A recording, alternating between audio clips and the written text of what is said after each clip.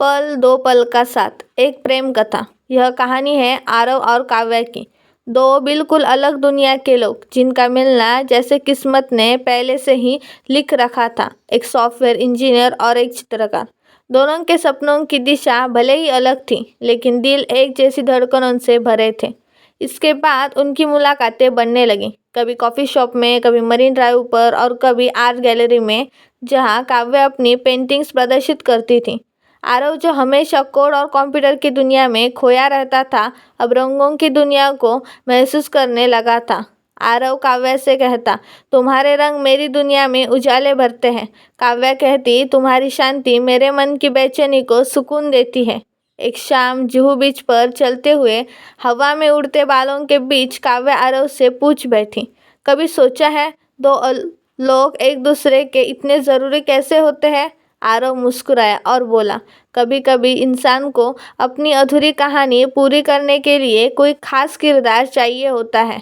फिर वह एक घुटने पर बैठा और कहा, काव्या, क्या तुम मेरी कहानी का वो किरदार बनोगी जिसे मैं हमेशा अपने पास रखना चाहूँ?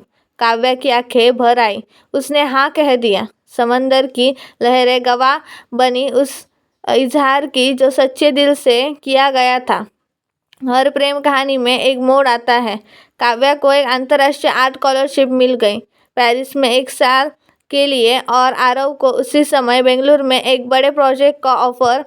दोनों के बीच फासला आ गया। पहली बार उन्होंने महसूस किया कि प्यार सिर्फ साथ होने का नाम नहीं, बल्कि एक दूसरे को उड़ने की आज़ादी देने का नाम भी है। काव्या ने कहा, अगर हमारा प्यार सच्चा है तो 1 साल की दूरी क्या मायने रखेगी? आरव बोला, हमारी मोहब्बत कोई तिथि की मोहताज नहीं, ये तो वक्त से परे है। 1 साल बाद पेरिस में सफलता की ऊंचाइयों को छूने के बाद काव्या भारत लौटी।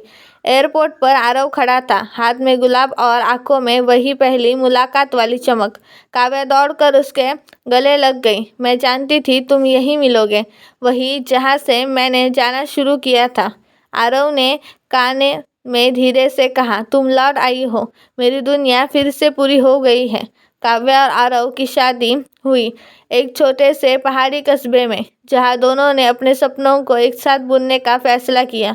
अब वे एक साथ एक स्टूडियो और एक स्टार्टअप चला रहे हैं।